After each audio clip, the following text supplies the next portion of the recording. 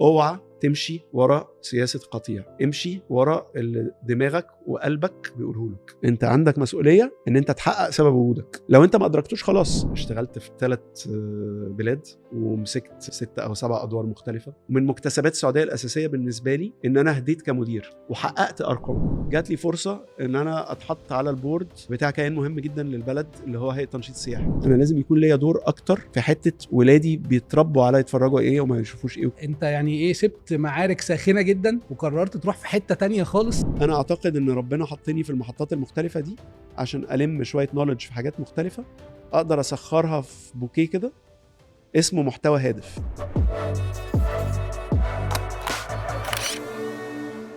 يا مساء الفل. معايا النهارده ضيف في بودكاست الخبير مع المدير، يعني عزيز قوي على قلبي لان هو الصراحة صديقي من الطفولة، كنا مع بعض في المدرسة. وهو هنا على البودكاست لان هو الاكسبيرينس بتاعته كولرفل جدا. يعني عارفين يا جماعه، في كل مرحله كده في الكام سنه اللي فاتوا كان في مجال او ماركت معين ساخن جدا. في مرحله ما كان مسحي الغسيل، في الوقت ده كان ضيفي بيشتغل في التسويق في احد الشركات الكبيره اللي هو هيتكلم عليها. وقت المعركه بتاعت بيبسي وكوكاكولا هو برضو كان في المعركه دي موجود. وبعدين غير من الماركت ده وقام رايح للماركت اللي ليه علاقه بالانتربرينورشيب والستارت ابس، في برضه هوجه الانتربرينورشيب والستارت ابس. وبعد بقى كل المشوار الكبير ده قرر ان هو عايز يفتح شركه هدفها انها تعمل محتوى هادف. ضيف النهارده طارق حسني، السي او والفاوندر بتاع شركه بيربس دريفن ستوديوز. منورني. ازيك يا محمود، عامل ايه؟ ازيك يا طارق؟ It's a pleasure to be here. انا مبسوط جدا ان انت هنا لان انت عندك سبيكترم اوف اكسبيرينسز. يمكن زي ما انا وانت كنا بنتكلم الاول، يعني انت رحت شفت عالم مختلف جدا وانفايرمنتس مختلفه. 100%. وهدف البودكاست ده ان احنا الناس اللي مثلا ما تعرفش عن ماركت التليكو انت تتكلم شويه عن ماركت التليكو فتديهم فكره. الناس اللي مش فاهمه يعني ايه ستارت ابس انت هتديهم فكره عن الموضوع ده. وطبعا في الاخر عايزين ندوال على انت يعني ايه سبت معارك ساخنه جدا وقررت تروح في حته تانية خالص. صح. مختلفه تماما. صح. خليني بس ابدا الاول اقول لك برافو، فكره البودكاست هايله. ثانك يو حبيبي. اي ثينك يعني اتس جاست تكمله لمسيره كلنا كناس قريبين منك براود اوف حبيبي وشايفين ان هي حاجه بجد بتضيف للناس، بالذات الناس اللي اصغر مننا شويه اللي عايزين يتعرفوا على الكاريرز وعلى المستقبل بتاعهم ممكن يروح في اي سكه وكده. فانا مبسوط ان انا هنا النهارده، ويا رب نقدر ندي قيمه مضافه للناس اللي بتتفرج زي ما كل الكونتنت بتاعك بيعمل يعني. ان شاء الله. بإذن بص احنا عايزين نجيب الموضوع من الاول خالص. الله. طارق حسني في الجامعه التخصص بتاعه ايه وتخرج من ايه وبدأ ازاي؟ خلي بالك انت لما قلت من الاول خالص انا فكرت انا وانت من الاول خالص ده زمان قوي قبل كمان لا يعني مش عايزين قوي كده. فخلينا نبدا من الجامعه. انا درست بيزنس في الجامعه الامريكيه. تخصصي كان ماركتنج، لان انا عارف ان انا عايز اخش في مجال الماركتنج من زمان. حابب فكره انك تفهم مستهلك وتشتغل على متطلباته وتقدر تلبيها يعني بطريقه كويسه. ايام ما كنت في الجامعه كانت الشركه اللي هي اسمها بروكتر اند جامبل تعتبر هي المدرسه بتاعه الماركتنج. مش عاجبك الكلام ده طبعا لان انت كنت في المنافس، بس تمام. لما دخلت بروكتر اند جامبل في 99 الحقيقه كانت المعركه زي ما انت كنت بتقول كانت بتاعه اريال وبرسيل على اشدها. صح. وكانت ايام لذيذه جدا لان هي صناعه الاف ام سي جي او الفاست موفينج كونسيومر جودز او المنتجات للمستهلك السريعه الحركه.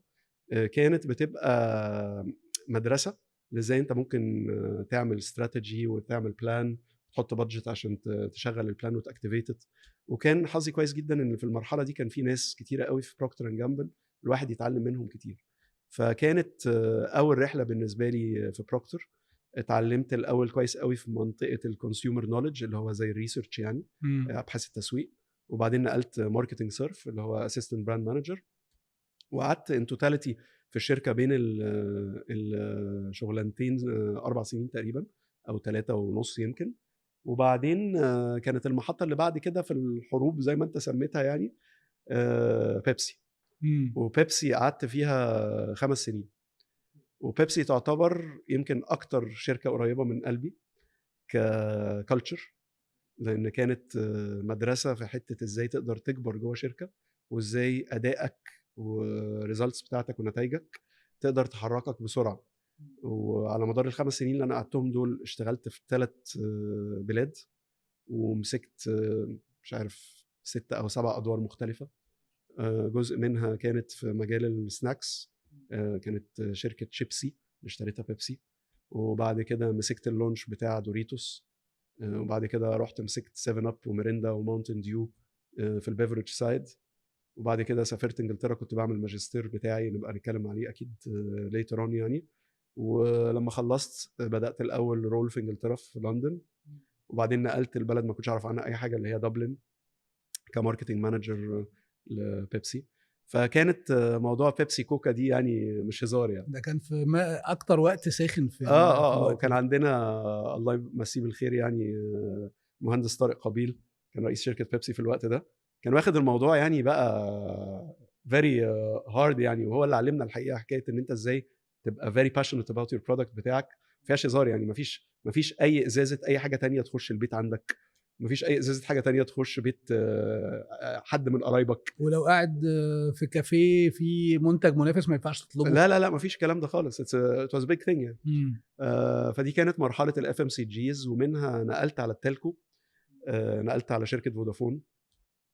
وكانت نقله فيري انترستنج الحقيقه، لان كان في وقتها مدير سابق وصديق يعني من ايام بروكتر اند جامبل اللي هو المهندس حاتم دودار رايح فودافون مصر، وانا كنت قاعد في ايرلندا ساعتها مع بيبسي. فلما راح سي او قال لي في اوبورتيونيتي ولو تحب تيجي ونعمل اسسمنت مع بقيه الناس اللي مقدمه. فكانت فعلا فرصه كويسه، دخلت عملت الاسسمنت الحمد لله اختاروني. وكان اخر انترفيو بقى، دي من الحاجات اللي تضحك شويه، ان اخر انترفيو كان المفروض يبقى مع الجلوبال براند دايركتور، وانا كنت عايش في دبلن. مكتب الجلوبال براند دايركتور ده كان في الشارع اللي ورايا في دبلن. فكانت حاجه غريبه، لان هم فور ديفرنت ريزونز يعني فودافون كانت حاطه البراند تيم ده في ايرلندا. فكان اخر انترفيو بقى اللي هو خلاص ستريسفul والمفروض رايح لبلد ما تعرفهاش وبتاع ومش عارف ايه الكلام ده كله. عديت على ديفيد، اسمه ديفيد ويلدن، راجل براند جورو يعني. عديت عليه قال لي معلش تعبناك وسفرناك وبتاع. سفرناك ايه هو مش عارف ان انت لا يا عم ديفيد انا جاي من الشارع اللي وراك يعني. فات واز نايس ثينج يعني. وطبعا فودافون بقى كتلكو وانس الواحد دخل بحر بقى من النولج، وتخش في حته بتاعت تيلي كوميونيكيشن. اتس ا فيري ديفرنت ماركت اوبفيسلي او اندستري عن اف ام سي جيز. مدرسه تحترم، اتعلمت فيها كتير جدا. واعتقد زي ما انا بحب بيبسي قوي، زي ما انا بأدين لفودافون لاكبر نجاحاتي. اوكي. اكبر نجاحاتي اعتقد في حياتي كانت وقت فودافون. ومنها جات لي الفرصه اللي بعديها موبايلي، شركه برضو في مجال التليكوميونيكيشن بس في السعوديه، مانجد باي اتصالات جروب. ورحت هناك كفايس بريزيدنت للماركتنج كوميونيكيشن اند براند، رول ذات از يعني او شبيه شويه لقصه فودافون. بس طبعا المملكه العربيه السعوديه البادجتس اكبر شويه، التيمز اكبر شويه، وكان في براند جوب كبيره في الوقت ده لازم الواحد يعملها. فكانت اول مره ان انا اشتغل في الخليج عامه بكل الليرنينجز بقى اللي ممكن تيجي يعني. وكانت طبعا المملكه ساعتها مش في التطوير المجتمعي الهايل اللي احنا شايفينه دلوقتي ده، كانت اكتر زي ما احنا عارفينها في وقت ما احنا كنا صغيرين. فكانت او يعني كانت بدات تتحرك شويه. فكانت انترستنج ليا ولعيلتي، لان كان معايا عيلتي طبعا مراتي واولادي في الوقت ده، ان احنا شفنا دايناميك مختلف في السعوديه عن اللي احنا متعودين عليه في مصر يعني. انا عايز اوقفك هنا. شوف عايز ارجع شويه للمحطات دي. وخاصه ان انت في النص اتكلمت على حته ان انت درست في دبلن، وايه اللي خلاك في لندن، وبعديها عملت الانترفيو ده اللي كان في دبلن. ايه اللي بيزيكلي خلاك ان انت بعد ما خدت خبره كبيره، يعني السي في بتاعك مش قليل خالص، اشتغلت في بي ان جي وبعد كده يعني اشتغلت في مدرستين بي ان جي وبيبسي، صح. ان انت شايف ان انت لا محتاج اتقن نفسي بالدراسه في المرحله دي. كويس قوي. اعتقد كان في سببين في الوقت ده. اول سبب ان انا كشخص مؤمن جدا بحته التطوير. وحته التطوير ساعات لما تكون في شركه بيتعمل لك ساعات كده بوزيشننج ان ايا كان اللي انت محتاجه هيبقى جوه الشركه. انا عمري ما كنت من الاشخاص اللي بياخدوا الحاجات ات فيس فاليو او تسمع كلمه تعملها. فلما بصيت حواليا، والحمد لله دايما بيبقى حواليا اصدقاء واصحاب ومنتورز بستشيرهم وباخد رايهم وكده، لقيت الناس اللي خدوا دراسات عليا وماسترز بالذات تطوروا فكريا جدا. مم. طلعوا من مود فيري اوبريشنال في شغلهم، بقوا استراتيجيك اكتر، مم. بقوا فاهمين العالم اكتر. مم. وكان ده من احد الاسباب القويه جدا بالنسبه لي. النقطه الثانيه، كان دايما عندي الطموح من ايام ما كنت بدرس في الجامعه الامريكيه هنا في مصر اني ادرس بره. ويمكن المينز او التولز في وقت الاندر جراد في الجامعه الامريكيه ما كانتش عندي اني اقدر ادرس بره. ففضلت حاططها كده كارت في جيبي، عايز ارجع تاني لفكره اني ادرس بره. كان دايما عندي الحته دي، انا عايز ابقى من الناس اللي درسوا بره، مش عشان اتباهى بيها، بس انا عارف ان الدراسه بره فيها بنفيتس كتيره جدا بتفيد شخصيتك، مش بس على مستوى الدراسه، على مستوى الاكسبوجر والتوسع، او حاجه انا بسميها الاكسبانسيف ثينكينج، ان انت توسع مداركك يعني. وفعلا الحقيقه السنه اللي انا قضيتها بدرس في انجلترا وكنت واخد اجازه من بيبسي في الوقت ده، ما اعتقدش ان في سنه تانية في حياتي وسعت مداركي زي السنه دي ابدا. مش عارف جاوبت سؤالك كده ولا لا، بس لا يعني انت جاوبته. يعني في حتتين حلوين جدا، ان انت بعد ما اتخرجت ما معيش الفلوس ولسه ما عنديش اي خبره عمليه، فاجلت القرار. ده نقطه مهمه، لانه ممكن ما يكونش احسن فايده ليا دلوقتي. صح. وبعد ما كنت لا انا في بيبسي وميد وتمام والدنيا ظريفه، لا ده انا خدت اجازه من شركه كبيره زي دي. يعني صح. انا عايز بس اوضح للناس ان الوقت ده كانوا هم 10 شركات كل الناس عايز تشتغل فيهم. التليكوم لسه طالع، شركات الحاجه الساقعه، شركات اللي هي زي هنكل وبي ان جي، كانوا 10 اسامي. تقوم سايبها علشان لا انا باصص لصوره اكبر، كانك بتدي لدماغك نفس اطول، او كانك بتدربها على حاجه اكبر انت داخل عليها بعد كده. يعني بقى انا عايز ادخل في حته الليرنينجز. يعني اكبر حاجه فعلا اتعلمتها، حاجه عمليه، حاجه براكتيكال، حاجه دلوقتي غيرت في اللي انت بتعمله. اعتقد believing in yourself. لان النقطه اللي انت قلتها دي فكرتني بحاجه مهمه قوي. وانا خارج من بيبسي كميه الريزيستنس اللي في السيستم عشان اخرج اروح اعمل ماجستير كانت عنيفه جدا. لكذا سبب، مش عشان انا جامد، يعني عشان السيستم بتاع بيبسي في الوقت ده يمكن كان فيه 6 كده فراوده خلاص. والستة دول يعني معروف ان فلان ده بعد ما هيخلص الاساينمنت دي هيروح في المكان الفلاني، وبعدين هيروح ياخد مكان علان اللي هيكبر يروح الحته الفلانيه، وهكذا.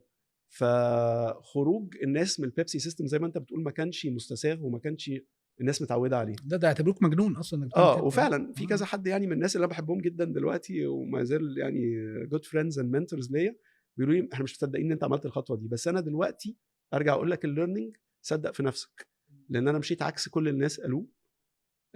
واعتقد ده كان من احسن القرارات اللي عملتها في حياتي. الناس دي كانوا مش فاهمين انت ازاي تسيب كارير جروث واضح، باساينمنتس واضحه، ببوتنشال ان انت تكبر جدا جوه السيستم، بان الناس شايفه نفسها ان هي كبرت فهي مش محتاجه، ما احتاجتش الخطوه اللي انت بتعملها دي، فليه ما تعملش زينا. وكانت اجابتي دايما ليه ما تعملش زينا، عشان انا مش انتوا وانتوا مش انا، وكل واحد ليه صفاته وطبيعته والامبيشنز او الطموحات بتاعته. ودي حاجه انا من ساعتها قررت ان انا هفضل ماشي عليها. اوعى تمشي ورا سياسه قطيع، امشي ورا اللي دماغك وقلبك بيقوله لك. انا قلبي قال لي في الوقت ده اطلع بره، شوف حاجه مختلفه هتميزك، هتديك حاجه مش موجوده. لما خدت اللي قلبي قاله لي لعقلي وفكرت، قعدت افكر، وانا لو خدت اجازه عندي كوشن او عندي سيفتي نت، لو الامور ما مشيتش والماسترز دي ما حصلش خير يعني بسببها، مش كارثه. مش كارثه. هرجع اقول يا جماعه البيبسي انا واخد اجازه، يلا عايز ارجع. وبالمناسبه بقى من سخريه القدر، ان انا فعلا بنهايه الماسترز حصل الجلوبال ريسيشن بتاعت ليمان برادرز والانهيارات اللي حصلت والكلام ده كله، واضطريت ارجع لبيبسي اقول لهم انا عايز ارجع. ورجعت بكلم مع الناس هنا في الميدل ايست، كان خلاص كل الاماكن اتعبت، لينا اصدقاء مشتركين كانوا جم بقى مكاني في المكان ده. فالحمد لله يعني ربنا وفقني في الوقت ده ان انا كان عندي تراك ريكورد كويس، فخليت الجماعه بتوع الميدل ايست هنا عملوا لي ريكومنديشن، رحت بيها البيبسي يوروب ان الراجل ده عنده تراك ريكورد وحقق. ورحت عملت انترفيوز ليا صديق اسمه احمد عبد الكريم او بيمبو زي ما هو معروف يعني في البيبسي سيستم، عرفني على ناس كتيره جدا في بيبسي في اوروبا، وفتح لي السكه بس اني اتكلم معاهم عشان اقدم على شغلانات بتاعت اوروبا دي. ومن هنا جات لي الاوبورتيونيتي بتاعت ايرلندا. كان في كذا اوبورتيونيتي الحقيقه، بس انا ربنا وفقني يعني وزقني ناحيه ايرلندا. ومن ساعتها زي ما بقول لك انا ماشي ورا اللي قلبي ودماغي بيقولوه لي، مش اي حاجه تانية. انا عايز هنا بس اندرلاين حته برضو مهمه، ان جماعه في المرحله دي وفي المرحله اللي طارق بيتكلم عليها وفي المرحله اللي احنا فيها برضو، خاصه لو انت في الاول وناوي تكمل شويه في مجال الكوربريت، خبرتك في الاسامي الكبيره، احنا مش شرط نكون الشركات اللي احنا اشتغلنا فيها، بس في اسامي كبيره ما بتتحط على السي في بتبقى بتعملك زي بيرسونال براندنج. يعني بتبتدي تبقى هي دي الكارت اللي بيدخلك الشركات في وظائف اكبر من كده. ممكن يدخلك على مستثمر لو انت هتبقى انتربرينور وتقول انا السي في بتاعي كان كذا كان كذا كان كذا. الخبرات دي هي اللي بتبتدي تبني اسمك وتشكلك. فالنقطه دي مهمه، انك تفكر ايه الاسم اللي انت هتاسوسييت معاه وايه اللي انت هتتعلمه منه، لان هو ده اللي انت بعد كده البيعه الاكبر بكتير بعد كده في الكارير بتاعك. مع الحته اللي طارق قالها، ان مش معنى ان انت دخلت المكان اللي كله بيحلم بيه ان انت مش خارج وماسك فيه بقى انا مش هسيبه. لا، انا عندي حلم تاني، مفيش مانع ان انا خدت الليرنينج وبتحرك. 100%. فرجعت مصر. فودافون. فودافون بقى مرحله فيري انترستنج. الطريقه اللي التليكوميونيكيشن بتشتغل بيها بادجتس اكبر، خلاص، مشاريع اكتر. انا الماركتنج كوميونيكيشن كان معايا، فكان تحتيه بادجتس اعمل كامبينز كتيره جدا. كان معايا ادفرتايزنج ايجنسي JWT كانت في عزها في اقوى احوالها. كان في تيم خطير في الوقت ده اشتغل معايا. كان في تيم موجود في فودافون وطعمناه بشويه ناس برضو كانوا اشتغلوا معانا قبل كده. كوننا تيم قوي جدا. واعتقد التيم بتاع الايجنسي والتيم اللي موجود جوه الماركتنج كوميونيكيشن بلس الاداره في فودافون في الوقت ده it was a really golden era يعني. وكانت المرحله دي اول مرحله شركه فودافون خدت البوزيشن نمبر 1 في السوق من شركه موبينيل او اورنج بعد كده يعني. ويعني احنا كنا التيم اللي عمل الانجاز ده، فيري سيلبراتوري، وكانت طبعا مرحله احتفاليه جدا يعني. فاعتقد مرحله كويسه جدا. على مستوى شخصي الجوائز اللي كسبناها، يعني مش هقول انا، يعني اللي كسبناها كتيم كJWT وفودافون ككوميونيكيشن في الوقت ده، اكبر عدد جوائز كسبته، اهم جوائز كسبتها. واعتقد فودافون في الوقت ده، وده كان CEO ساعتها اللي قال الكلمه دي في الفيرويل بتاعي، اكبر عدد جوائز فودافون في العالم كسبتها في ال4 سنين دول لفودافون مصر. كنا متشافين قوي يعني على مستوى الجروب الحقيقه يعني. ف again it was not me, it was a great team، سواء على مستوى اداره فودافون او جوه الماركوم او جوه الايجنسي اللي هي ما كانتش بعيده خالص عن الماركوم في الوقت ده. قبل ما نسيب فودافون، يعني انت معانا خبير تسويقي، فعايزينك برضو كده توري الفرق ما بين التسويق في شركات اللي هي منتجات سريعه الدوران، بيبسيكو او P&G، بتاع التسويق بيبص على ايه، اللي هو البرودكت مانجر او البراند مانجر التقليدي ده، وفي شركه زي فودافون بتوع التليكو الراجل بتاع التسويق بيعمل ايه، لان اظن في اختلاف كبير في الرؤيه بتاعتهم او السكوب بتاعهم. 100% هي الفرق بين برودكت والسيرفيس. فانت البرودكت، انت كراجل تسويقي بيشتغل معاك كيان بيعي او سيلز فورس، بيبقى مقسومه الريسبونسابيلتي بينك وبينه، ان انت بتوصل الديماند انه يبقى موجود او الطلب، والسيلز المفروض انه يخلي لو في بيبسي مثلا بيسموها كولد افيلابيلتي، ان انت البيبسي تكون موجوده في الثلاجه ساقعه، او في نفس الموضوع بالنسبه لكوكاكولا يعني. و او V7 اصحابنا دلوقتي بالمناسبه، طالما احنا بنتكلم على النجاحات في السوق يعني. فاعتقد لو جت المقارنه مع السيرفيس فيها اكسبيرينس اكتر، فيها ليفل اكسبيرينس اعلى. فانت ممكن تطلع تقعد تقول على الكونكتيفيتي، سواء كانت داتا او فويس او غيره، وتقعد تقول اللي انت عايزه، بس في الاخر الاكسبيرينس تاتش بوينتس بتاعتك لو مش بتسبورت الكليم اللي انت بتقوله، اللي هو في الوقت ده مثلا قوه بين ايديك. انا بقول قوه بين ايديك وفي ايدك التليفون والكونكتيفيتي بتاعتك. لو انا ما عملتش المتوقع مني او اكسيدد او بقيت اعلى، مش هتصدقني، واحتمالات ان انت تسيبني وتروح في حته تانية عاليه جدا. فالسيرفيس اخطر في حته الاكسبيرينس والتاتش بوينتس بتاعتك فيرسز البرودكت، اللي هو في الاخر التيست او الطعم او الشرب او وات ايفر از فيري ليميتد للانكاونتر بتاعك مع البرودكت. تانية في تاتش بوينتس كتير قوي، ريتيل، كونكتيفيتي، بدفع، بيل، الكلام ده كله it's all about different touch points where you actually ميك ا ديفرنس وتاكد على الكليم اللي انت بتقوله في اعلاناتك على طول.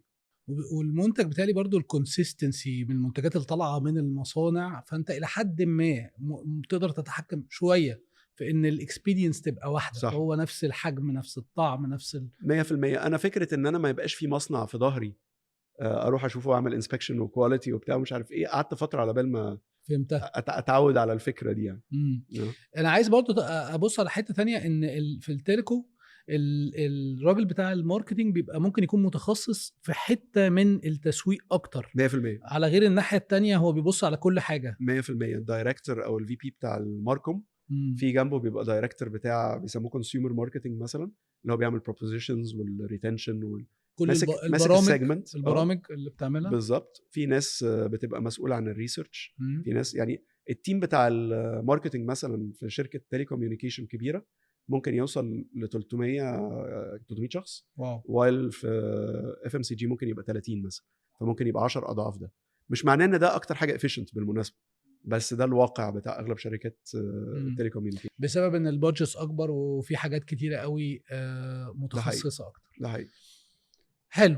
من فودافون السعوديه بقى، رحنا السعوديه. السعوديه مدرسه الحقيقه. السعوديه مدرسه في رايي لتقليم حاجات معينه بتبقى جواك محتاج تحسنها قبل ما تعرف تروح تشتغل في السعوديه. ليه؟ لان انت لو رحت بنفس الاتيتيود بتاعك اللي احنا كنا متعودين عليه في وقتنا في مصر، بالاجريشن يلا بينا والعنف ويلا 12 بالليل ويلا 11 بالليل والكلام ده كله، مش معنى ان انت هتشتغل كتير ان انت هتنجح.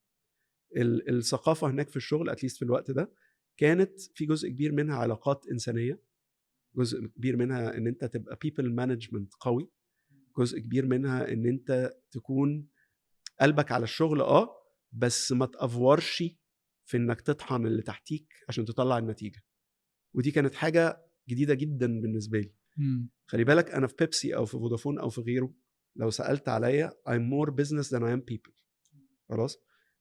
ودي حاجة انا يعني I'm at peace with، يعني ما عنديش مشكلة ان انا اقول ده، لان انا دايما كنت متشاف واحد بيحقق ارقام بس ممكن الناس اللي تحتيه بتتعب في الشغل عشان تحقق الارقام دي.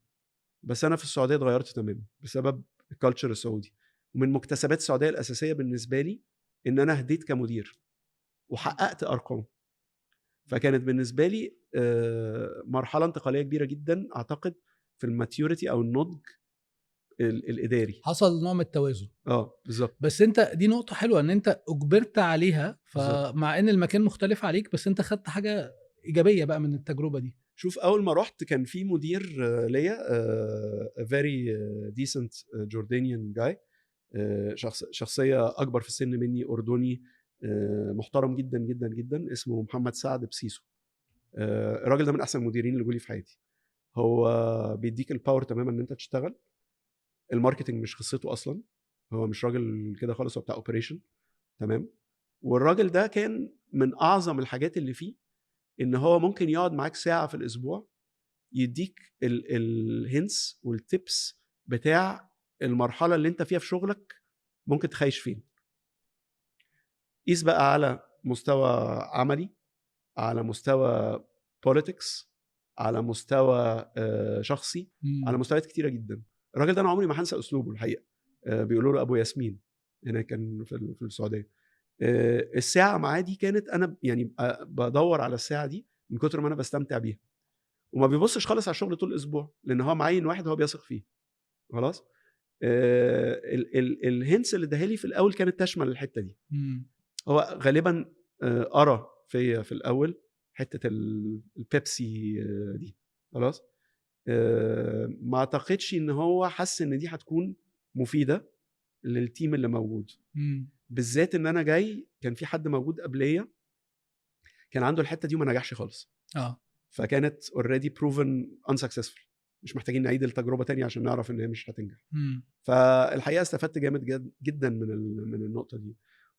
وفي السعوديه بدات ادرك، يعني يمكن هطلع من السياق اللي انت حاطه للحظه، ان فعلا لو الواحد ما بصش على حياته كجيرني، اللي هي الجمله اللي هي كليشيه قوي اللي بيقول لك لايف از ا جيرني، لا بجد فكر فيها ان هي جيرني، بس طبقها اكتر شويه ان هي انا هسميها ترين رايد، لان اللي مختلف في الترين عن الطياره او العربيه او بتاع ليه محطات. انا ربنا حطني في محطات بجد استفدت في كل محطه فيها، لان في كل محطه فيها نزلت حاجه وطلعت حاجه. بس في السعوديه نزلت الاجريشن الى حد كبير. مش هقول لك انا ملاك ولا اهدى واحد، ولا انا بعيد عن ان انا اكون اهدى حد مثلا. طوعت نفسك شويه. طوعت نفسي جامد، وطوعت نفسي بطريقه ما كنتش انا متخيلها من نفسي. وده برضو يقول لك ان الواحد ساعات ما بيبقاش شايف هو ممكن يوصل فين. بس انا فعلا وصلت الحته اللي هو ايه ده، انا ازاي بقيت هادي كده؟ فاهم قصدي؟ كوارث وحاجات والشغل وبتاع مش عارف ايه، بس فعلا وصلت الحته ان الانفعال الزياده او غيره مش هيزود اي حاجه. والجزه دي اللي احنا متعودين عليها اكتر في شغلنا في الاف ام سي جيز وبتاع، ما عمرها ما فادت حد. عيت ناس. انا اعرف ناس في الاف ام سي جي وفي التلكو اغمى عليهم في وسط الشغل بالمره والاثنين والثلاثه عشان الجزه دي. هل ولاده استفادوا؟ لا. هل هو استفاد؟ لا. هل البيزنس اتحقق؟ لا. على العكس، عيطل قعد يومين ثلاثه في المستشفى. طب استفاد ايه؟ ما استفادش حاجه. وبعدين في الاخر يعني حته بقى سبيريتشوال شويه، ما هو في الاخر الشغل اللي انت حطيته مجهودك هيبان وهيطلع في الاخر. ال النصيب بتاعك في النتيجه موجود كده كده مكتوب يعني. فالجزه الزياده دي عمرها ما فادت حد، وانا من ساعتها رميتها في الزباله وما رجعتلهاش تاني خالص. اللي ركبته معايا القطر في السعوديه بقى حته البيبل مانجمنت زي ما بقول لك، فرقت معايا جامد جدا جدا جدا بعد كده. ودايما لما كان حد مثلا يشوفني بعد ما رجعت من السعوديه يقول لي انت اتغيرت، انت بتعمل يوجا، انت بتعمل ايه؟ قلت له لا، قعدت في السعوديه شويه. فدي كانت النقله يعني. صح. ننقل بقى، لان انت هنا انت عملت امباكينج لحاجه مهمه جدا، وهي الفرق للناس اللي برضو ممكن تكون لسه ما دخلتش في حته الاداره او مدير جديد، ان الفرق ما بين المانجر والليدر. المانجر هو التاسك اورينتد، اللي هو بيشتغل على المهام وبيحققها، ودي بتهيألي شخصية طارق اللي كانت قبل السعودية زي ما انت وصفتها. فبتحقق وبتكسب، ولكن ممكن تكون على فكرة مش وحش مع الناس، ده مش معناه كده، بس مش أولويتك الناس، أولويتك المهام 100%. وبعدين الوصف بقى التاني اللي هو المرحلة طارق ما بعد بقى السعودية، اللي هو أنا مركز على الناس عشان الناس هي اللي هتعمل في الآخر المهام 100%. ودي اللي عملها. انت منشن مديرك، انا مش قادر افتكر اسمه، الراجل الاردني اللي انت قلت عليه ده، ابو ياسمين. قلت هو كل تركيزه منتور ليا، فظيع، ملوش دعوه بالبيزنس. وهو ده بقى الليدرشيب. بس دي برضو عشان نبقى يعني رياليستيك ونبقى واقعيين، ده نوع بقى الليدرشيب اللي انت لما بتوصل ان انت في شركه كبيره معاك فريق كبير، ده مش المنتورشيب اللي مثلا، ده مش ليدرشيب بتاع حد لسه بيبتدي بيزنس صغير. لا خالص، لا مستحيل.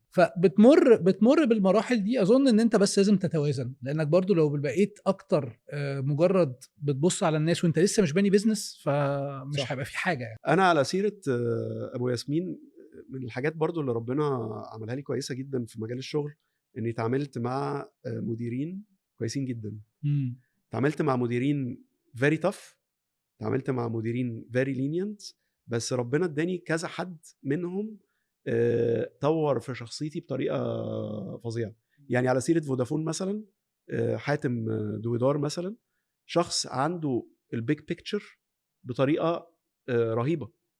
انا موضوع البيج بيكتشر ده فارق معايا جدا لغايه دلوقتي، لان انت كتير جدا بتكون بتشتغل على حاجه مش شايف تبعياتها خالص، ومركز قوي على التاسك اللي انت بتشتغل فيها، وهتضرب لك حاجه هتفرقع في وشك كمان 3 شهور you have zero awareness of، او ما عندكش وعي عنها خالص.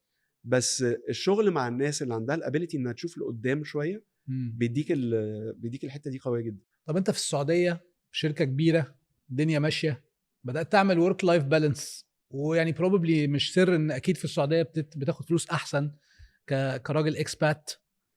ايه اللي رجعك مصر بقى؟ ده سؤال مهم جدا، وهنا يتجزأ لحاجتين. انا رايح السعوديه اعمل ايه؟ خلاص. وايه اللي رجعني مصر؟ انا رايح السعوديه اعمل ايه؟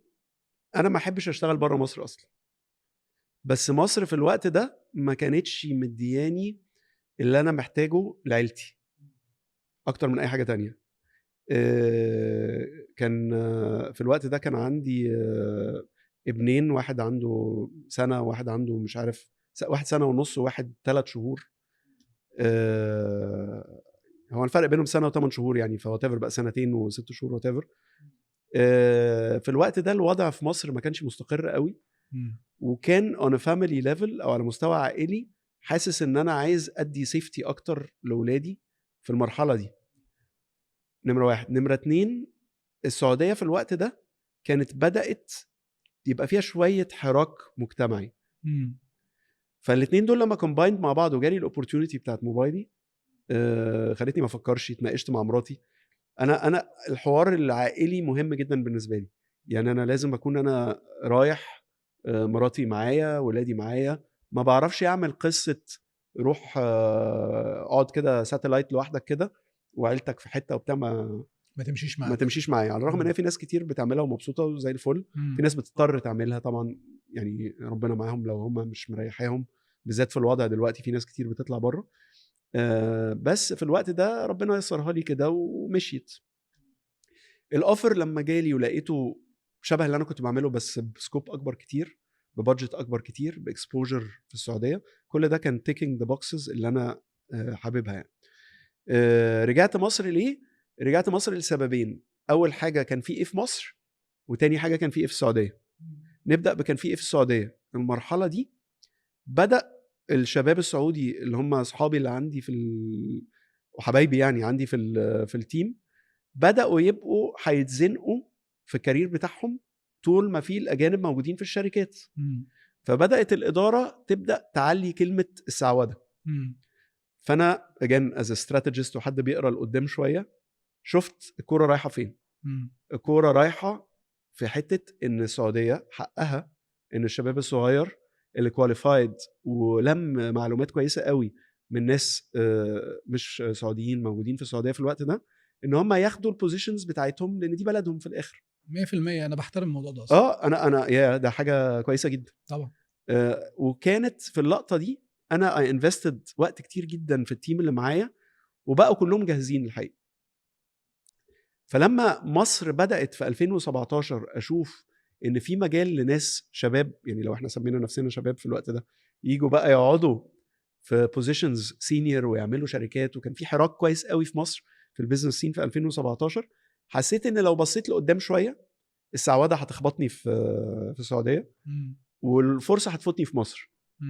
فكان القرار بتاع لا، روح مصر بسرعه دلوقتي، وفي كراسي بتتحط على الترابيزه وناس بتقعد وبتعمل و قبل ما تبقى تو ليت على مصر، وقبل ما من السعوديه كده كده الفرص الاداريه الكبيره في الشركات هتقل وتقل وتقل لغايه لما تندثر يعني.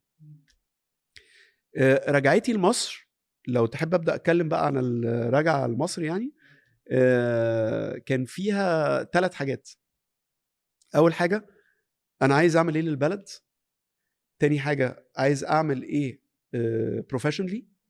وتالت حاجه فين حلمي انا اللي هشتغل عليه. اعمل ايه للبلد مع وجود كراسي فاضيه للناس تقعد و جات لي فرصه ان انا اتحط على البورد بتاع كيان مهم جدا للبلد اللي هو هيئه تنشيط السياحه. كانت صدفه غريبه جدا. كنت انا بشتغل في مكان، وفي صديق ليا محمد عامر صديقي من بيبسي عرفني على وزيره الموجوده في وقتها دكتور رانيا، فجيت عرضت عليها حاجه في الشركه اللي انا فيها، فعجبها البرزنتيشن، فيلا تعالى معانا البورد وبتاع. كانت توفيقه كويسه جدا، ومن ساعتها الحمد لله انا في البورد، وحاسس ان انا بعمل كونتريبيوشن كويس قوي لتسويق براند ايجيبت بره. الحمد لله اشتغلت مع كذا رئيس للهيئه وكذا وزير في وقت قليل، وده وسع مداركي جدا واستفدت بيه كويس قوي. وللتوضيح يا طارق، الشغلانه دي بالنسبه لك بتبقى انت بتساعد البلد giving back. وهي شغلانه تطوعيه يعني، ما هياش شغلانه ليها اي حاجه تانية. مظبوط.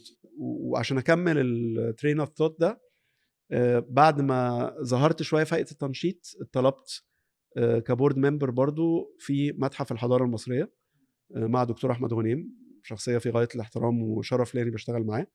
وفي النص برضو اتطلبت كمستشار لوزير السياحه والاثار دكتور خالد عناني اللي هو كان جه بعد دكتور رانيا، وقعدت معاه فتره برضو كمستشار. كان فيها احداث مهمه جدا بقى، كان في موكب المومياوات وغيره وغيره. فطبعا ده كانت حاجه جديده جدا بالنسبه لي، وبحس دايما ان انا اضفت فيها حاجه ما كانش هعرف اعملها في كوربريت او في الانتربرينور شيب او وات ايفر. فده شق ما زال بأديه عن حب وعن باشن انك تعمل حاجه كويسه تفيد البلد يعني. الشق التاني بروفيشنالي انت هتعمل ايه. في الوقت ده بدات افكر جدا في حته الانتربرينورشيب.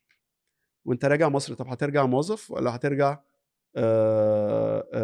صاحب شركه او شريك في شركه او كده. عملت اول شراكه عملتها في شركه في مجال الدعايه والاعلان.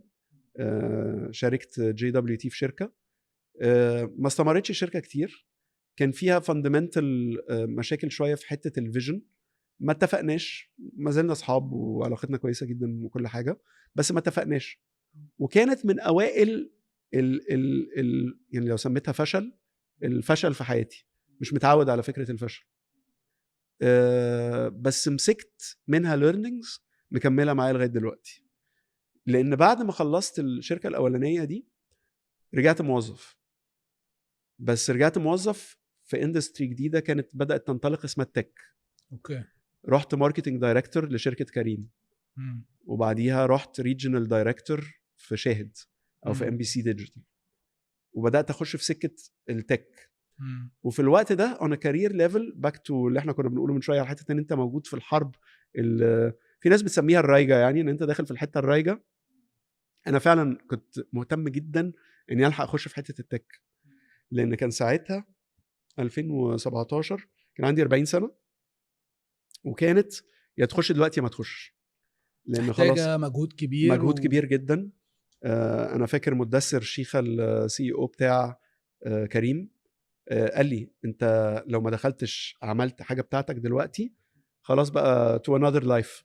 ده للتوضيح للناس ان ده كان الوقت اللي كريم واوبر ما لهمش علاقه ببعض اصلا. كانت كريم بتجهز نفسها وبتحلي البضاعه علشان اوبر تخش تشتريها. اوكي.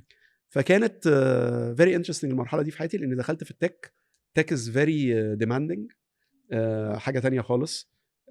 في جروث مخيف، في متطلبات عنيفه، في unstructure، الدنيا مش structure، هرجله فظيعه. وهكذا.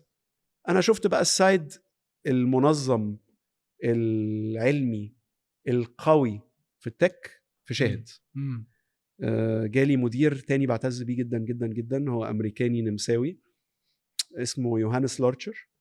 يوهانس ده مدرسه، راجل جه بقى من امريكا، كان بيشتغل في شركه هولو دي المنافس بتاعت نتفليكس في امريكا. الراجل جاي بقى بهوليوود باك جراوند وبرودكشن ستوديوز عنيفه، امريكاني زي ما الكتاب قال يعني، واجريسيف. وجه ركب بقى الحصان وهينطلق، وخدني معاه او نقاني معاه في التيم اللي رايح يشتغل معاه. مدرسه اتعلمت منه يعني ايه تك جروث، يعني ايه كاستمر اكسبيرينس، يعني ايه كونتنت. واسترجعت بقى كل المعلومات بتاعت الميديا ماسترز اللي عملتها في الشغل مع يوهانس والشغل في MBC. صراحه انبساط شديد جدا، وكومبايننج حاجات خدتها من محطات القطر بتاع حياتي بقى كتير. الاجريشن بس تيند خلاص، خبره بقى، في خبره انت بتشتغل مع 4 مكاتب، كان تحتيه 130 موظف في 4 مكاتب ما بين مصر ولبنان في بيروت ودبي والرياض. 4 مكاتب تحتيه كالتشرز مختلفه خالص، كل حاجه فيها محتاجه طريقه شغل. في الاخر النتيجه مهمه، بس لازم الناس دي تكون مبسوطه منك. لما خرجت من MBC ومن شاهد كنت من اكتر الناس اللي ساتيسفايد، لان شفت ازاي المحطات اللي قبليها ساهمت في فكره ان انت تنجح في مكان جديد بمكتسبات خدتها من محطات مختلفه في حياتك. بعد كل المحطات دي بقى ايه اكيد بقى في سكيلز مختلفه، وبقى في ليرنينجز ما كانتش عندك زمان. ايه من ضمن الحاجات اللي انت بالنسبه لك دي هايلايت، دي من اكتر الحاجات اللي انا اتعلمتها من تعديتي على المحطات المختلفه؟ بص، يعني بعد المراحل والمحطات اللي الواحد عدى فيها دي، حاجه من الحاجات اللي الواحد اتعلمها كويس قرايتك للناس ازاي اختلفت. يعني انا بعد فتره وبعد الشغل في حتت مختلفه بقيت اشوف سيميلاريتيز، وبدات اكون بيرسوناز لناس. بيرسونا يعني كاركتر، بقيت عارف ان في كاركتر معين هيقابلني في كذا شركه بيبقى موجود بيفكر بالطريقه الفلانيه. كاركتر ده مهما كان اسمه ايه في الشركه دي، بس هو كاركتر معين، اللي هو الشخص مثلا السياسي قوي، الشخص اللي ما يحبش ان انت تنجح، الشخص اللي هيساعدك ويديك عينيه، الشخص اللي يحب ان انت تمدحه قدام الناس، الشخص اللي كذا اللي كذا اللي كذا.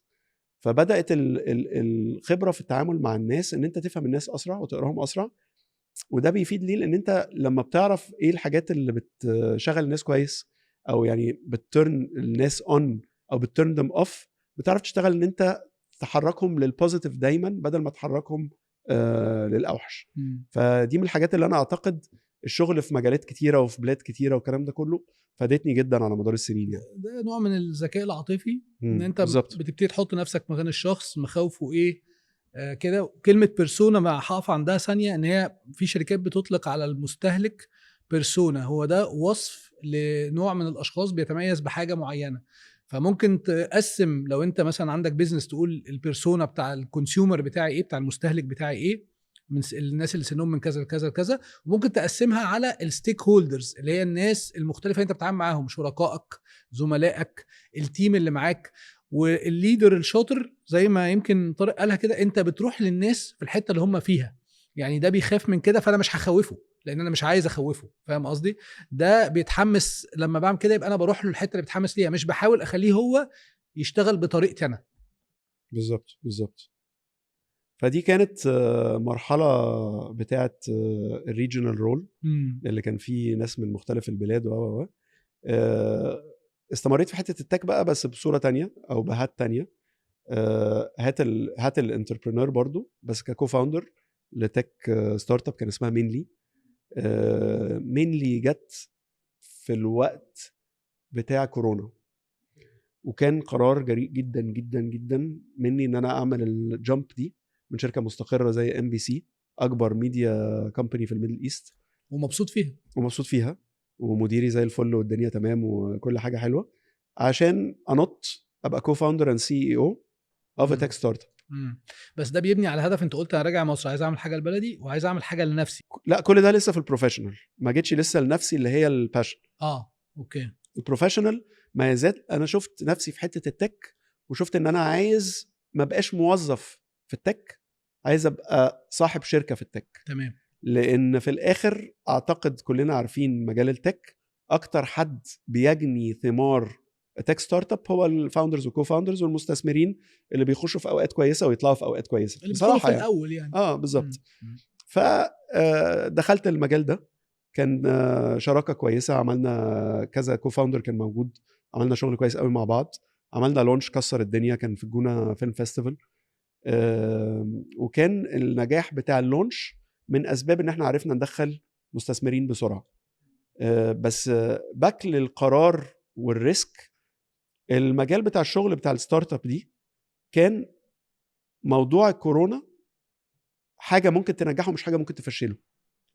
لان في اللقطه دي لو نفتكر في شركات كتيره جدا استغلت فكره الحياه الاونلاين والديجيتال ان هي تكبر وتجرو.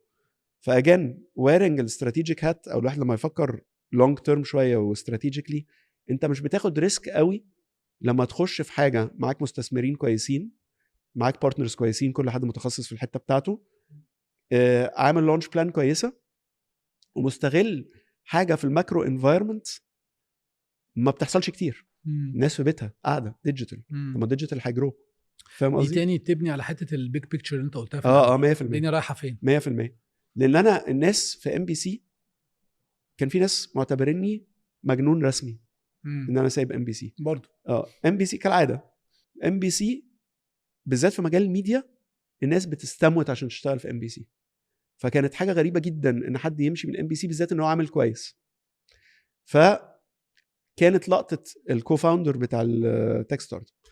اللقطه دي يعني عشان اخش بقى على اللي بعده الباشن، عشان انا بقالي كتير بتكلم على الكارير، كان البنفيت منها كويس جدا كاكسبوجر، كليرنينج، فاينانشال طبعا.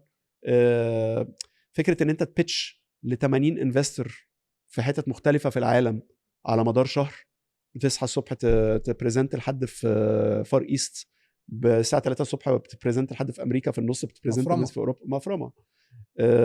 بس في الاخر نتيجتها كانت كويسه، ويعني اتمنى توفيق للتيم اللي سايق الستارت اب دلوقتي، هم دول جزء من الكو فاوندرز اللي كانوا معايا. بس انا طلعت في الوقت اللي انا شفت انا خدت the best out of this world، وبدات بقى اروح على الحته بتاعت الباشن. لو اخش على حته الباشن، هي related للبيربس. البيربس بتاعك بعد رحله القطر دي اللي انت مثلا ركبت من اسوان ورايح القاهره، انت لو وصلت لغايه مثلا بني سويف او الفيوم وقربت من المحطه الاخيره، يبقى كويس قوي لو عرفت البيربس بتاعك، لان انت خساره ان حد يعيش من غير ما يوصل للبيربس بتاعه ايه، انك توصل لمحطتك الاخيره. بالبلد يعني ايه purpose؟ بيربس هو الحاجه اللي جوه اللي بتحركك وبتبني الواي of your existence. انا موجود هنا ليه؟ خلاص. ودي مش اجابه هتصحى الصبح تلاقيها، انت لازم تعدي في الرحله. ولو ما ادركتش ان الرحله هي اللي بتوصلك للبيربس، تبقى ما فهمتش قيمه الرحله. لان الصعوبات قبل النجاحات هي اللي بتعرفك البيربس بتاعك. يعني انت لما تخش في شراكه مع حد ما تنبسطش معاه، وتشوف ايام صعبه، وتشوف ايام financially struggling، وتشوف ايام صعبه على ضغط عصبي، وتشوف ايام البلد بتمر بظروف مضطربه، وتشوف ايام وتشوف ايام وتشوف ايام وتشوف ايام، بتقدر تبني مفهوم عن نفسك اكتر، ازاي تقدر تتغلب على الصعوبات، وازاي تقدر تلاقي الحاجه اللي جواك اللي بتصحى كل يوم الصبح تخليك تقدر تكمل. ده بيحصل في الصعوبه اكتر ما بيحصل في النجاح، لان عاده احنا بنقف بنرفلكت ونفكر اكتر في وقت الصعوبه، وقت الفقد، لو عندك حد مهم راح، لو عندك فشل، لو عندك بتقعد مع نفسك اكتر. خلاص. فانا في مراحل حياتي كتير جدا وقفت وفكرت هو ده حصل ليه، واكتشفت عن نفسي حاجات اكتر بكتير في الاوقات اللي وقفت فيها في فشل اكتر من نجاح. واللي وصلني دلوقتي باك تو حته البيربس، ان انا عارف ايه البيربس بتاعي في محطه بني سويف، ان انا درست نفسي كويس قوي وفهمت ايه البيربس بتاعي اللي هشتغل عليه في وجودي على الدنيا، وجودي في الدنيا لغايه لما ان شاء الله ربنا يكرمني واقدر احققه. الباشن بتاعي انا بقى مسخره لايه، والبيربس بتاعي ايه، دي بقى يعني ديسكشن ممكن يطول شرحها شويه، بس هلخصها. انا اعتقد ان ربنا حطني في المحطات المختلفه دي عشان الم شويه نوليدج في حاجات مختلفه، اقدر اسخرها في بوكيه كده اسمه محتوى هادف. محتوى يفيد البني ادمين بالذات اللي اصغر مني، ان يخلي مستقبلهم احسن ويكون البروسبكت بتاعهم اقوى. مجعلصه شويه انا عارف. لا انا بس قبل ما نروح لها، انا مش عايز اسيب البروسس اللي وصلك للحته دي، لان انت احنا فهمنا ان في الجيرني دي كان في محطات كتيره، والصعوبات هي اللي بتعرفني. بس لو عايز احاول اسهل القصه دي، يعني خدني في اخر 5 خطوات كده اللي هو انا عرفت منها انا ربنا مسخرني علشان اعمل محتوى هادف. ايه 4-5 حاجات كده؟ يعني خليني اديك كذا مثل في ال4-5 سنين اللي فاتوا، ازاي وصلت مع نفسي لحاجات ادركت منها البيربس بتاعي. لما اشتغلت على السياحه بروموتنج مصر، حبيت وحسيت ان في برايد وفخر ان انا اقدر اشتغل على تسويق بلدي، واني افيد الكام مليون واحد اللي بيشتغلوا بيستفيدوا من السياحه كل يوم.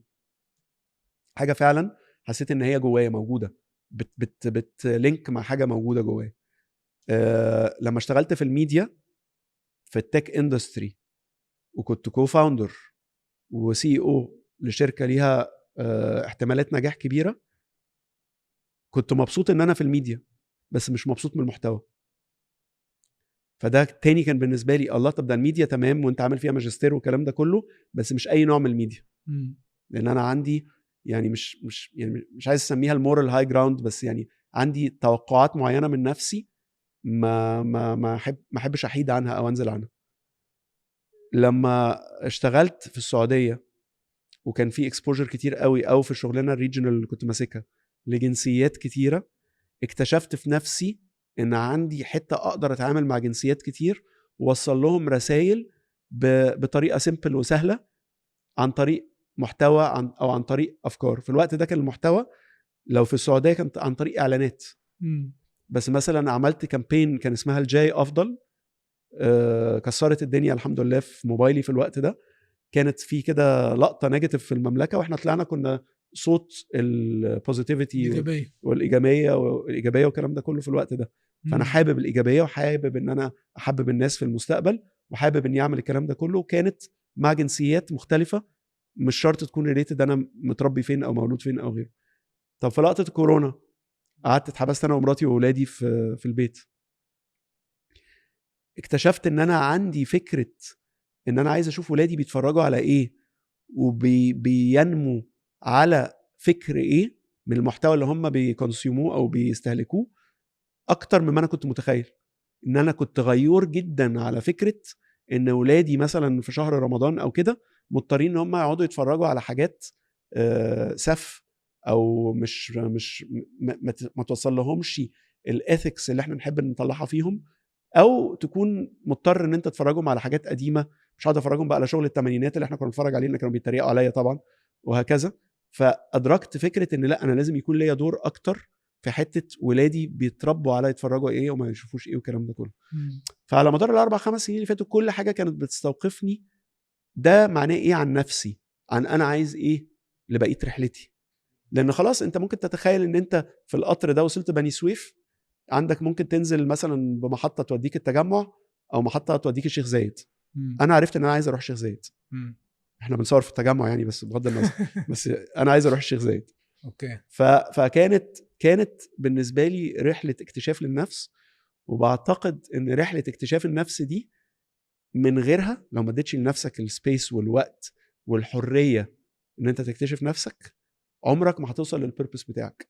وده اعتقد كرم من عند ربنا. يعني انا اعتقد ان مش كل الناس بتوصل لها البيربس بتاعك ايه، بس وانس ان انت وصلت لها اصبحت مسؤوليه. انت عندك مسؤوليه ان انت تحقق سبب وجودك.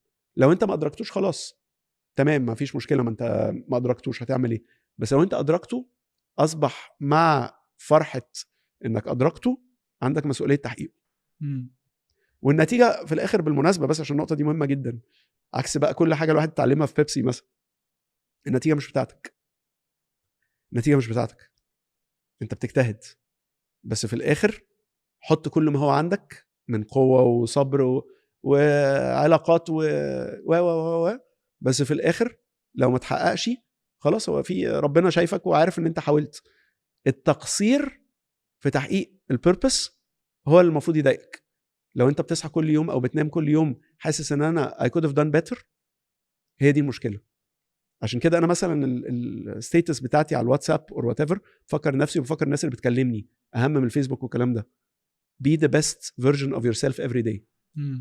اصحى كل يوم وانت عارف ان انت عايز تكون احسن فيرجن او نسخه من نفسك. ولو انت حطيت نفسك في القالب ده قدام نفسك كمسؤوليه هتبقى صعب قوي يعني تحبط نفسك ان انت ما تبقاش احسن فيرجن من نفسك. انا عايز ارجع لحاجه انت قلت ايه، لو ادركت البيربس هيبقى تقصير منك انت اتحركتش فيه. طب لو عايزين ندي ادفايس تاكتيكال خلاص، ان انا ايه اللي يخليني يعني هلعب مع نفسي مثلا كل سنه اراجع نفسي، ولا هل دي يعني في اي حاجه تكتيكيه تخليني اوصل للموضوع ده؟ بص في حاجتين في دماغي. اول حاجه كان في بيبسي برضو حاجه بيسموها السترات بلان، كانت 5 سنين. السترات بلان دي كانت زي خطه بس طويله المدى. الخطه بتاعت طويل المدى دي كانت علمتنا ان احنا لازم نقسم حياتنا مراحل. خلاص مش لازم تقسوا على نفسك وتبقى كريتيكال قوي، ايه ده انا ما حققتش الفلوس والشهره والمش عارف ايه والبتاع والكلام ده كله. دي مش مرحله الفلوس والشهره، دي مرحله العمل الجاد. المرحله بتاعت السعوديه مثلا بالنسبه لي كانت مرحله فاميلي.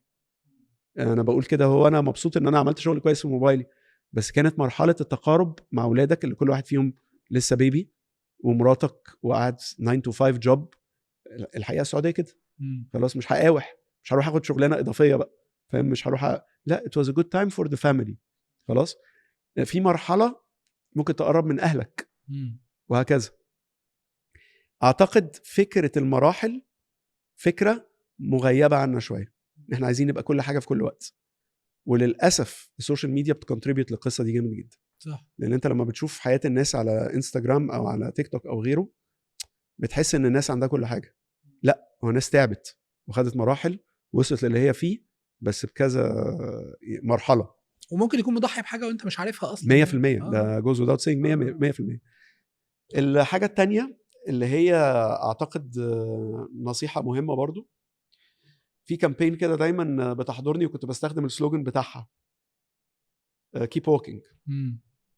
يقول لك مهما حصل لك keep walking. كان الاكزامبلز بتاعت الكامبين دي دايما حد بيحصل له حاجه وكيب ما بيوقفش. ما بيوقفش.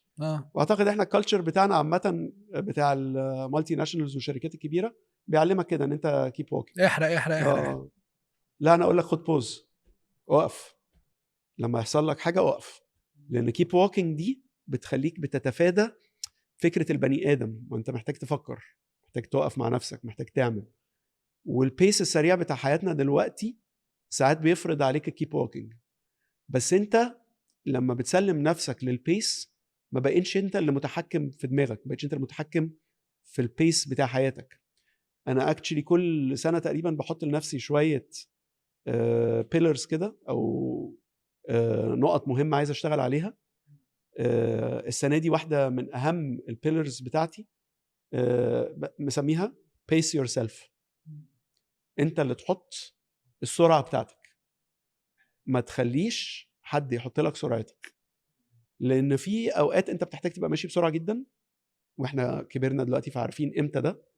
وفي اوقات محتاج تقعد وتفكر وترفلكت وتمخمخ وتستراتيجايز وتعمل. محدش يقول لك ده امتى. انت ربنا خلقك individual، ما تخليش حد يسوقك من الاخر. فدي من الحاجات اللي فرقت معايا في الفتره اللي فاتت جدا، حته ان انا امشي بالبيس بتاعي. هيجي بارتنرز، بزنس بارتنرز هيحاولوا يمشوك بالبيس بتاعهم. هيجي سباوس او طفل او ام او اب هيحاولوا يمشوك بالبيس بتاعهم. هيجي ظروف شغل هتحاول تمشيك بالبيس بتاعهم. ضغط. احنا اعتقد وصلنا لليفل ماتيوريتي ان انت ممكن مثلا في اكزامبل الشغل ده انت تعين حد عشان يسوق الموضوع بسرعه. ما تدخلش نفسك انت في المكنه بتاعت السرعه دي، لان هتضرك في حاجات تانية كتير قوي في حياتك. فاعتقد نبعد عن فكره ان احنا لازم تكون المكنه دايره بنفس السرعه طول الوقت. ساعات المكنه محتاجه تريح او تفصل شويه وترجع تشتغل في سيزون تاني. ممكن تتاخد كمان لليفل اعلى بالمناسبه، الميني بريكس. خلاص احنا عندنا سنه كونسبت بتاع الريتايرمنت ده في اخر الكارير. انا وانت كنا اتكلمنا زمان على كتاب وعارفينه كويس، طلع علينا في دماغنا فجاه فكره ان ممكن تاخد ميني بريكس في حياتك. ده الكتاب 4 اور ورك ويك، مظبوط، بتاع تيم فيرس. اعتقد الكتاب ده غير لي حاجه في دماغي عمرها ما اتقلبت تاني. ان مين اللي قال يعني مين اللي قال ان انت لازم لما تسيب شغلانه تروح شغلانه؟ مين اللي قال لو انت هتسيب شغلانه تروح شغلانه لازم تخلص يوم 7 مايو تبقى بتشتغل يوم 10 مايو؟ في حته من ده طبعا قلق على الرزق، لان انت ممكن تكون خايف ان انا لو طلعت بره الجوب ماركت والظروف which is a very fair concern ممكن فعلا ما تلاقيش شغل. بس ساعات احتياجاتك، تاني نرجع لحته المرحله الجسديه العقليه المنتل الغيره، تفرض عليك ان انت محتاج 3 شهور اجازه. ومين بيعد وراك؟ دي النقطه الثانيه المهمه جدا.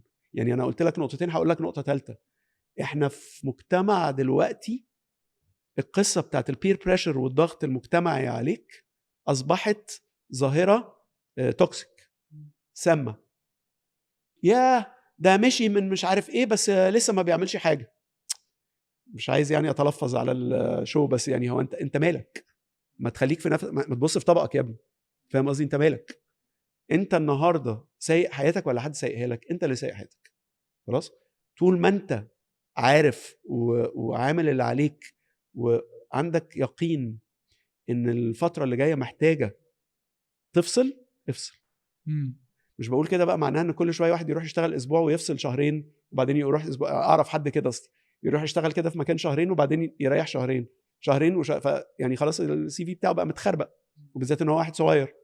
بس لا، في اوقات الماكرو انفايرمنت بتدعوك لانك تستراتيجايز شويه وتاخد راحه، مع بقى الاخذ في الاعتبار ان الماكرو انفايرمنت بتاعتنا في السنتين 3 اللي فاتوا دول من ساعه الكورونا هي ما شفناش قبل كده. فساعات الجين او البنفيت بتاعك من الاستراتيجايزنج والهدوء مش ان انت تكون في المكنه كل يوم الصبح، بيديك جينز لونجر تيرم مفيده اكتر بكتير جدا من ان انت المكنه تكون شغاله على طول. 100%. انا عايز يعني اقف هنا عند كام حاجه حلوين جدا انت قلتهم. كنت بسمع بودكاست، تعرف انا بحب أليكس هرموزي، طبعا. ومش عارف هو ولا الجاست بتاعه بصراحه اللي قال الجمله دي، بس قالك لما الامور تبقى سهله بلاي هارد، يعني لما الدنيا تبقى ماشيه اطحن واجري وزود سرعه وعين وكده. لما الامور تبقى صعبه كتير مننا بيفتكر انه لازم يتحرك بسرعه، يقول لك لا هنا بوز، لان هي طالما صعبه يبقى هي عايزه اللي انت لسه حان قايله، اللي هو انك ترجع كده لورا. لا ده الموضوع صعب، طب احنا معانا ريسورسز، طب احنا معانا الحل. صح. فالنقطه دي مهمه وكتير بنقع فيها، ان انت لما تبقى في مشكله صعبه تفضل تزود المجهود في، هي 100%. صعبه عايزه دماغ، تحرق عايزه على تهدى. الفاضي. تحرق على الفاضي. والتوازن بقى ما بين الثلاث حاجات اللي انت قلتهم دول، هي محتاجه توازن. انت قلت المواسم، خلاص انت لو لسه متخرج وبتسمع البودكاست ده، انت في موسم الليرنينج، انت في موسم ان انت بتتعلم، انت في موسم ان انت بتفكر انك تلم معلومات كتيره قوي وتقعد تفكر في ايه المكان اللي هيديك اكتر تعليم واللي هيديك احسن براندنج زي ما قلنا في الاول. لو انت عديت ب5-10 سنين انت معاك الليرنينج اللي المفروض تبتدي تفكر بقى انك انت في موسم انك تبتدي تعمل فلوس، وتبتدي تفكر هو انا بحب ايه وشاطر في ايه، ومن الستراجلز بتاعتك تبتدي تطلع بليسنز. فالتوازن ما بين انا في موسم ايه وما بين ان انا في موسم هاخد فيه اللي انت سميتها الميني بريكس، وان انا اعمل اللي انا عجبتني قوي اللي هي فكره السترات بلان بتاعتي، اللي هو في السترات بلان دي اللي هي بتعملها بيبسي وشركات تانية كتيره، بنشوف وات وينت رايت وات وينت رونج، ايه اللي عملناه صح وايه اللي عملناه غلط ونبني عليه ايه. ولما تجمع بقى الثلاث حاجات دول، هي دي بقى الكومبيشن اللي بصراحه مش سهله وبتاخد وقت، انك تجمع من الثلاثه دول الواي ستيتمنت بتاعتك اللي هي طلعت عندك انا عايز اقدم محتوى هادف في الميديا يفيد الجنريشنز اللي اصغر ان مستقبلهم يكون احسن. اوكي. فانت كده انا عملت. بصحى كل يوم الصبح بقول لنفسي كده انت بتعمل ايه، انا بعمل ده. حلو قوي. احنا دلوقتي المرحله اللي احنا فيها ان انت بتبتدي هذه الشركه او بدات هذه الشركه اوريدي. انا عايزك بقى تبتدي تحكي لي على حياه طارق الانتربرينور اللي هو بيشمر علشان بيجري ورا حاجه هو بيحبها. صح. هو اول حاجه الشركه ما كانتش واخده كل وقتي الفتره اللي فاتت، لان انا كنت بعمل حاجات تانية. يعني انا عندي ادفايزري بزنس كده، بخش كونسلتنج وادفايزري في حاجات. اوكي. كان ليا شرف ان انا اشتغلت مع شركه اتصالات لفتره كادفايزر، اشتغلت مع كذا حد. كان في طبعا قصه الادفايزري مع وزاره السياحه والاثار مع دكتور خالد العناني، شخصيات برضو المحترمه جدا. المرحله دي انا مدي الفوكس كامل لبيربس دريفن ستوديوز، المرحله اللي انا ببدا دلوقتي دي. خلاص. تاني نبع من ايه؟ نبع ان انت بقى عندك كلاريتي. الكلاريتي بتحط عليك اوبليجيشن ومسؤوليه ان انت تحقق البيربس بتاعك. زي السبيتش الشهيره بتاعت ستيف جوبز في ستانفورد لما قال لك connecting the dots. انا الدوتس الى حد كبير connected، فانا عارف بقى.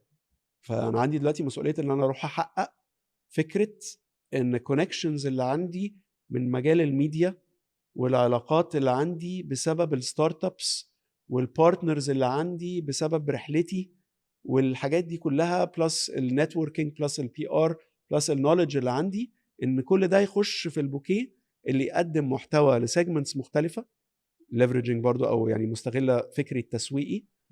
اني اسوق بقى فكره المحتوى الهادف ده لاطفال صغيره عايزينهم يشوفوا حاجه كويسه تفيدهم، لاهالي عايزينهم يعرفوا يربوا اولادهم ازاي، لراجل وست عندهم مشاكل عايزين انفلونسرز وناس تقدر تساعدهم ازاي يحسنوا في علاقتهم، ناس كبروا وشايفين ان حياتهم خلصت ازاي اقدر اجيب المحتوى اللي يديلهم امل ان عندهم رساله لسه يقدموها، وهكذا وهكذا وهكذا وهكذا. برامج كتير وافكار كتيره بنتحرك فيها دلوقتي مع شركاء بتوعي ان احنا نقدم محتوى على منصات مختلفه، في منها شورت فورم وفي منها لونج فورم، بيقدم رساله كويسه للناس تساعد ان اللي بيتفرج يكون عنده بوتنشال لمستقبل احسن لما يعي ويستوعب ويشوف ويبراكتس الحاجه اللي احنا بنعملها. طبعا حته النتوركس دي بتدخلني في حته هو الموديل ده شغال ازاي. كنت لسه هسألك، لان يعني هو مين اللي عايز يعمل الخير ده او مين اللي عايز يعمل الحاجه الكويسه دي.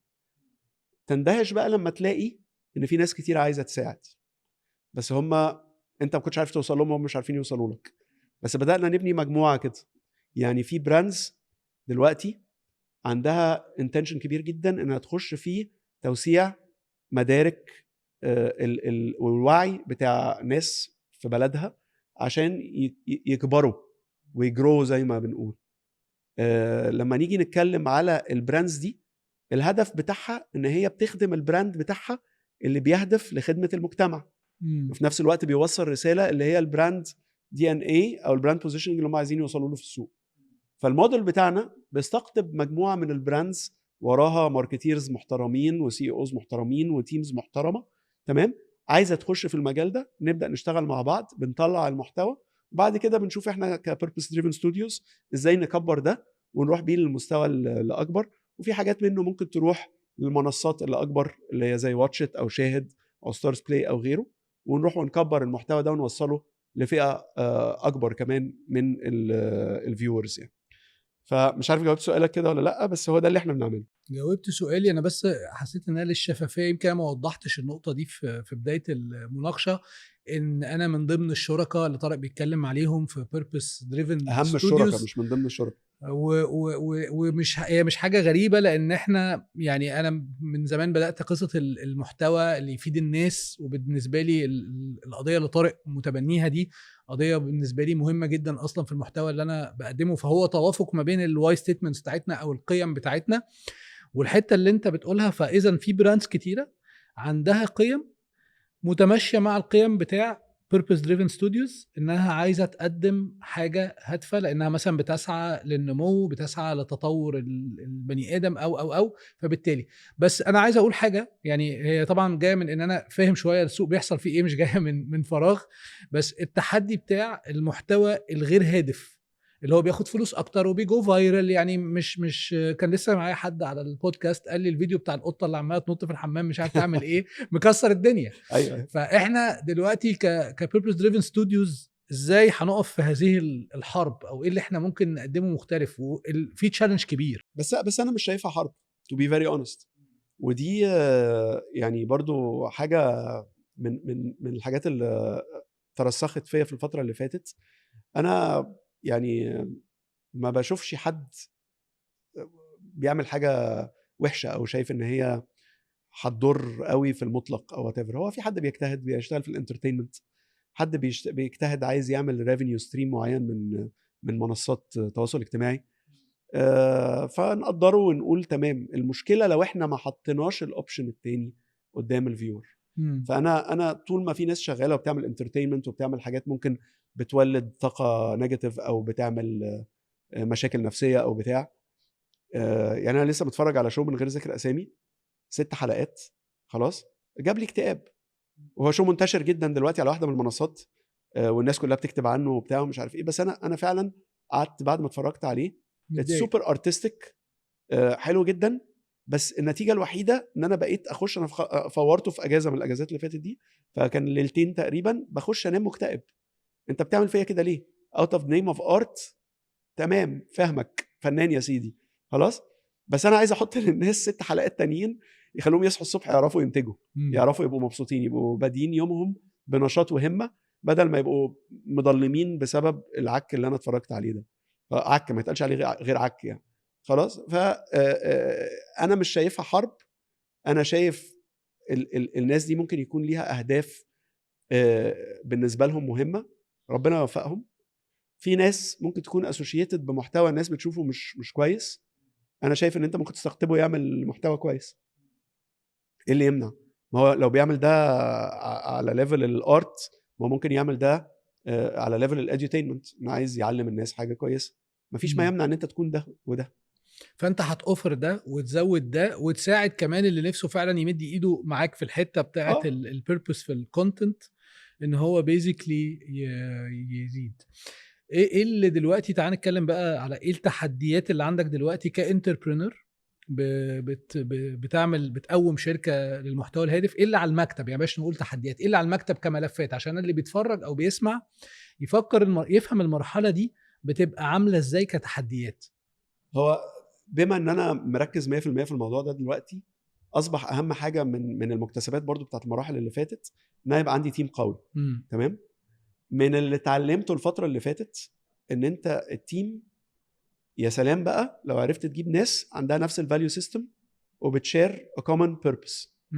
ده يعني احلى حاجه في الدنيا. فانا اكبر ستراجل بالنسبه لي دلوقتي ان الاقي مجموعه من الناس، مش البارتنرز، خلاص بارتنرز تمام، اكبر مجموعه من الناس في المجالات التخصصيه المختلفه اللي انا محتاجها، اللي يكون شايف اللي انا شايفه وحطه نصب عينه كده وبيتجه عليه. ودي مش سهله طبعا. ان انت بتدور يعني في مجموعه مش كبيره من الناس اللي بيشتغلوا في الميديا والادفرتايزنج، وناس كتير منهم سابوا البلد اصلا ومش موجودين دلوقتي.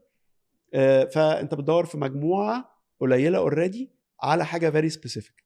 فاتمنى ربنا يوفقني، وعندي يقين ان ده هيحصل في الاشخاص اللي تشيل معانا الرحله اللي جايه دي، زي ما وفقنا في بارتنرز كويسين وزي ما وفقنا في براندز وسبونسرز كويسين. وهو ربنا يعني، او يعني حته سبيريتشواليتي كده برضو مهمه. انت لازم يكون عندك اليقين ان انت لما بتجتهد في حاجه فيها سيرفيس، لو انت you're leading a life of service، الكون بيتآمر لخدمتك زي ما انت بتحط وقتك لخدمة الناس. هي يعني حاجة كده، انت بتعمل ده فبيجي لك ده على طول. ولو انت ما عندكش اليقين ده، يبقى حلمك او البيربس بتاعك ناقص. لان انت لازم تبقى عارف ان هو عندك المكونات او هتجيلك المكونات اللي تخليك تحقق البيربس بتاعك، والا ما كانش هيبقى assigned ليك البيربس ده. ودي صعبه جدا، لان دي فيها حته تحدي للنفس جامده جدا. ان انت كل شويه كل ما بتداونر او بتلاقي نفسك challenged، لازم تفكر نفسك انا قدها. مش قدها عشان عضلات، انا قدها عشان ربنا ميسر لك الحاجات او الادوات او الناس او غيره اللي هتخليك تحقق الاساينمنت بتاعتك. انا شايف هي دي اصلا يعني هي دي الموضوع، انك تفضل كل يوم تتشارج نفسك بالرساله دي، ان انا هدفي حاجه كويسه، هدفي بيربس، هدف يعني هدفي المحتوى الهادف. فبالتالي ربنا هيسخر لي ناس تقف جنبي للهدف ده. بالزبط. وبتحصل يعني بالزبط. عشان نبقى وابعد عن الناس التوكسيك، ابعد عن الناس اللي هتدونرك، الناس اللي هتبقى كل يوم الصبح بتشتكي، الناس اللي كل يوم الصبح. انا بتكلم في مجال الشغل بس، ده طبعا يسري على المجالات المختلفه. بس انا بالنسبه لي الباور اوف بوزيتيف بيبل وازاي بيفرق الانفايرمنت اللي حواليك حاجه السما للعمى. انت لما تحاوط نفسك بحد نيجاتيف، انت اوريدي بتخبط نفسك كل يوم الصبح على دماغك. يعني بتبدا بالماينس اليوم، فاهم قصدي؟ فانت لو كل يوم الصبح هتروح تقابل في المكتب حد عارف ان هو هيبدأك بالماينس، لا بلاها، شوف لك صرفه في البارتنرشيب او في الليله دي، لانها مش هتمشي. هل انت وانت يعني رايح في السكه دي دلوقتي وعندك التحدي ده وبيلدينج على اللي انت لسه قايله ده، يعني انا ممكن ابتدي علاقتي ببعض الناس هتبقى اخف واهدى علشان مش هم اللي انا محتاجهم في الموسم ده 100%؟ الناس اللي هتخوف، الاعتبار ان في ناس هتزعل. طيب على سيره بقى الكلام ده، هل عندك روتين معين في المرحله اللي انت فيها دي؟ انا في كتاب حلو قوي قريته نهايه السنه اللي فاتت وبدايه السنه دي، اللي هو اتوميك هابتس. فرق معايا جامد ولسه برجع له، يعني دلوقتي بقراه المره الثانيه. وانا عمري ما قريت كتاب مرتين بالمناسبه. بس هو انا حاسس ان موضوع الهابتس ده مش واخد حقه في قد ايه ممكن يفرق في نجاح او بيرفورمانس بتاع البني ادم. انت اكشلي من الناس اللي انا اشهد ان الهابتس، اعتقد، ما اعرفش انت تصحح لي، فرقت معاك في حياتك جامد. لان انت من اكتر الناس اللي انا شفتها كونسيستنت. وبتهيألي يمكن احنا اولادنا الاثنين في مدارس الماني، فاحنا عارفين اللي بياخدوه هناك يعني فكره عامل ازاي. فكره الكونسيستنسي وفكره ان انت دايما تنظم نفسك، احنا ككالتشر مش متربيين عليه. فعشان تتحدى نفسك وتحط نفسك في الحته بتاعه انا بحط لنفسي هابتس معينه وبسهلها على نفسي وبمنع نفسي من حاجات معينه وبفكر نفسي كل شويه ان ده اللي هيساعدني اني اوصل، واحط لنفسي ريورد بعد شويه عشان ابقى عارف ان لما بعمل الهابت الكويسه دي باخد الريورد ده لغايه لما ابقى على اوتو بايلوت. يعني من اصعب التحديات اللي ممكن تحطها على نفسك. 100%. ومش معنى انك انت بداتها وحتى كونسيستنت بقالك عليها، يعني انت بتقول لي انت من احسن الناس كده. الاسبوع اللي فات كان في يوم بجد انا مش مصدق، مش عايز اقوم من السرير. ما انا بروح عاده كل يوم ببتدي يومي بدري. ناس اللي عارفاني هتبقى عارفه ان انا بروح النادي اقل حاجه بمشي، ما كنتش بتمرن. فجاه مستغرب اني رايح النادي، يعني كان دي اول مره اروح اتمرن. دخلت الجيم كاني اول مره اتمرن. فهيحصل دروبس كتير، يعني كان يوم فيه تحدي، بس بعد ما خلصت الروتين ده كنت بجد سعيد. ان الالتزام خلاني اكمل، مش اللي انا مبسوط ولا العاده، فاهم قصدي؟ كانت مور الالتزام، يعني عاده الالتزام. اظن هي دي الحاجه. مش فاكر ايه البودكاست اللي سمعته اللي قال لك you grow on these bad days. مش على الايام السلانسيه اللذيذه اللي انت صاحي بتغني وانت داخل الجيم دي، لا، انت الجروث بيحصل لما تزق نفسك بالظبط اللي انت لسه حكيه. انا معاها 100%. انا اصلا ببقى يعني ساعات ببقى خايف، ودي يمكن من ضمن الحاجات اللي انا بتعجبني في رمضان، طبعا غير ان هو صيام ده فريضه وفي حاجات كتيره جدا سبيريتشوال، بس ان انت استرجل بقى شويه. ايوه يعني فاهم، الدنيا تبقى صعبه شويه، يبقى يوم صعب، تبقى عطشان، يبقى عندك مشوار، تبقى مقريف. صح. ليه لازم تبقى مش مقريف طول الوقت؟ طب ما انت لو مش مقريف طول الوقت عمرك ما هتحس بنعمه انك تبقى مش مقريف. 100%. فاهم؟ نعمه الميه مش بتحس بيها غير في رمضان في الفطار. 100%. واعتقد ده جزء تاني من فكره الفصول بتاعت السنه، فصول الحياه. بتعدي عليك اوقات كده لازم تاخدها ات فيس فاليو. ده بالظبط. الكلام معاك مش هيخلص، وانا وانت يعني علشان يعني العلاقه اللي ما بيننا والحاجات الكومن ورغايين فممكن نكمل كتير، بس انا مش عايز اقفل. احنا عبينا شرايط كتير النهارده. لا انا مش عايز اقفل غير لما نريكاب، لان في حاجات مش عايزها تضيع من الحلقه دي. فتعال نريكاب مع بعض. أوكي. يعني ساعدني، انا هبيك حاجه وانت لقيتني وحاجه وقعت كمل. فانت بدات خالص من حته ان اخترنا شركات هنتعلم منها خلاص، ودخلنا في حروب ساخنه في المرحله دي، وما اظنش انه كان غلط. كنت محتاج الاكسبوجر ده، وعشان كده اخترت شركات عالميه تتعلم منها. وحتى قلنا احنا مش عشان هي الرايجه، لا، علشان هي الحاجه اللي انت ممكن تبقى فيها اكسبوجر ليك وتتعلم منها. بالظبط. وده كان الموسم ده 100%. وبعدين جه موسم بعدين ان انا عايز اتعلم، والناس قالوا لي انت مجنون سايب شركه كبيره وبالمرتب ده والدنيا مضمونه. لا، انا هاخد اجازه سنه ويا عالم هرجع الاقي ايه. وخدت الريسك ده عشان اتعلم، لان انا عارف ان التعليم ده جايز ما يخلينيش ارجع اترقى على طول ولا اخد فلوس اكتر خالص، بس التفكير بقى اللي هو اللونج تيرم. لما انت قلت البيج بيكتشر، ابص على الصوره الكبيره، انا هدفي ايه وانا رايح لفين. فما خليش بس مش عايش يوم بيوم وكده، انا في دماغي لقدام. ومن هنا دخلنا على حته بقى ان احنا اتكلمنا على الليرنينج اللي جالك لما رحت كالتشر مختلفه في الحته بتاعت السعوديه. مظبوط. والمدير اللي هرش كده ان في حاجه، لا الراجل ده تاسك اورينتد، ده مكنه بس مش باصص قوي على الناس. لا، انا هخليه يبقى بالانسد.